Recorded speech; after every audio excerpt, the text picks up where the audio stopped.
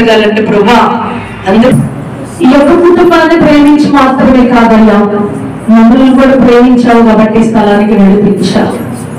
ఈ యొక్క కుటుంబంలో వేరు చేయడానికి కాదు యేసయ్యా, మా కుటుంబాలలో కూడా నువ్వు వేరు చేయడానికి మమ్మల్ని నడిపించావు. ఇక్కడ మనస్సు ఇప్పి ప్రార్థన చేయి. ఎన్నిసార్లు నేను తిరుగుబాటు మనసు కలిగి ఉన్నాను, ఎన్నిసార్లు విశ్వాసాన్ని కోల్పోయాను, ఎన్నిసార్లు పాపిష్టి కోరికలతో నేను బ్రతికాను ప్రభా, నన్ను క్షమించు.